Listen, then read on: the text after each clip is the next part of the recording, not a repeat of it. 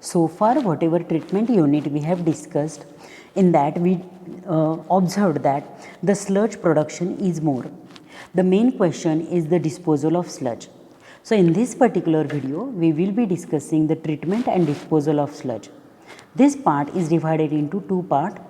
The first part will be discussed in this particular video. The introduction about the treatment and disposal of sludge, methods to treat and disposal of sludge. There are different methods by which the sludge is treated and disposed. In this particular video, we are going to cover the thickening or concentration and digestion or stabilization.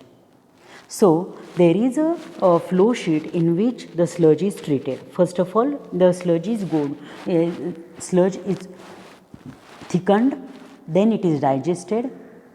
So, these two methods elaborately discussed in this particular video. The sludge result from the wastewater process and operation is usually in the form of a liquid or a semi-liquid, which typically contains from 0.25 to 12% of solids. Sludge is loaded mostly with the petrishable organic substances. The high organic content of the sludge demands the further treatment prior to its final disposal either on the land or into the sea. The methods to treat and dispose the sludge are thickening or concentration, digestion or stabilization, conditioning, dewatering, drying, incineration or thermal reduction, and ultimate disposal. So, let us see the thickening and digestion in this particular. Thickening or concentration. Thickening or concentration is the procedure used to increase the solid content of the sludge by removing the portion of liquid fraction. It is commonly achieved by the following three methods. First is gravity thickener, flotation thickening, and centrifugation. So, as far as our scope is concerned, let us discuss the gravity thickener only. Gravity thickener.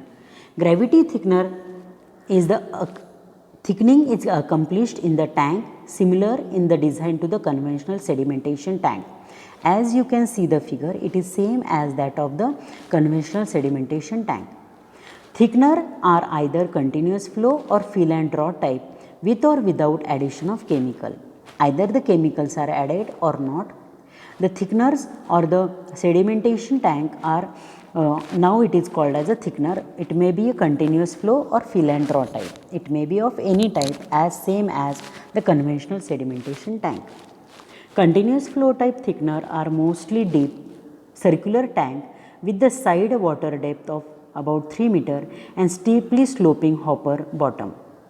If you see the figure, the steep slopes are provided at the bottom with the hopper arrangement.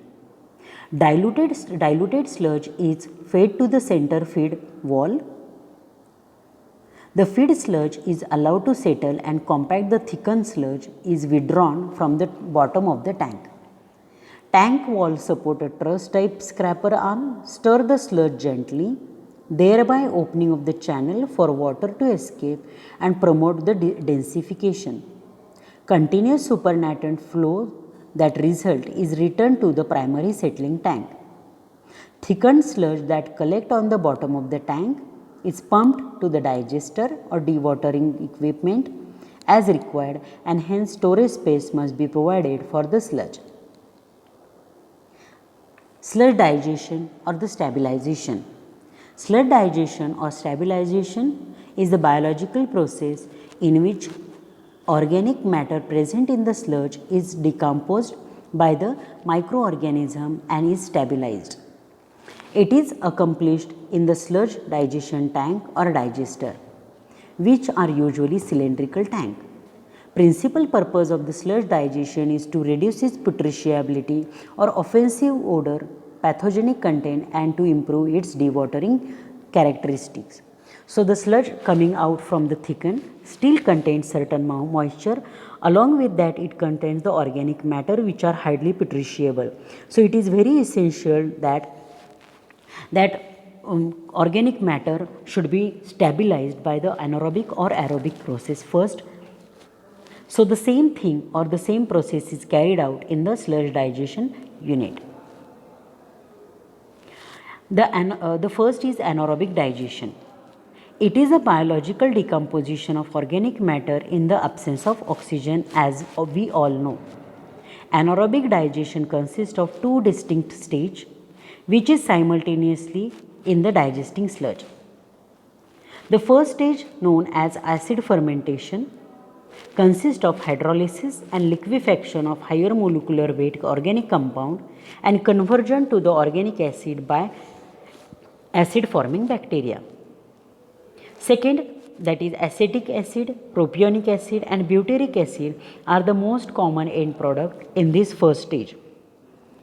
The second stage, known as methane fermentation, is a gasification of organic acid to methane, carbon dioxide by acid splitting methane forming bacteria. Sequence of reaction brings about the reduction of volatile solid present in the sludge, thereby permitting easy dewatering on the sand bed or the vacuum filter. Two types of digester can be used, like conventional or low rate digester and the high rate digester. The corresponding figure shows the first and second stage, which we have explained in the discussion. This is the anaerobic digestion process. In the first phase, as it is a acid forming bacteria, it forms the different types of organic acid like acetic, propionic and butyric acids. After that, in the second stage, all the organic acids are gasified due to the methane forming bacteria into CH4 and methane and carbon dioxide. Conventional or low rate or standard rate digester. The conventional sludge digestion is carried out in a single stage where digestion sludge thickening and the supernatant formation takes place simultaneously in same unit. In this, raw sewage is fed into the digester intermittently. Bubble of the sewage gas are generated and they rise to the surface, provide some mixing, but otherwise the digestion content remain unmixed. It results in forming four layers: floating layer of scum, layer of supernatant, layer of actively digesting sludge and bottom layer of digested sludge. The decomposition restricted to the middle and bottom layer the bottom layer stabilized, which accumulates the thickened at the bottom of the tank, is periodically drawn off from the center of the floor. Supernatant is removed from the side of the digester and recycled back to the treatment plant.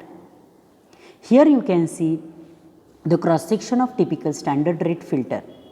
The raw sewage is fed into the digestive through the pipe which terminates near the center of the tank. The gas produced during the process of digestion is collected in the dome-shaped top portion of the tank, is taken out through the gas pipe. The content of the digester are usually unheated and unmixed. However, the content of digester are mechanically stirred with revolving arm, dipping little below the scum level, equipped with the vertical finger. The required detention time for these digester vary from 30 to 60 days. In this particular video, we have discussed the different different treatment and disposing methods of sludge. Under that, in this discussion, we focused on the thickening and digestion of the sludge. In the upcoming video, we will discuss the remaining different methods of treating and the disposal of sludge. Thank you for watching.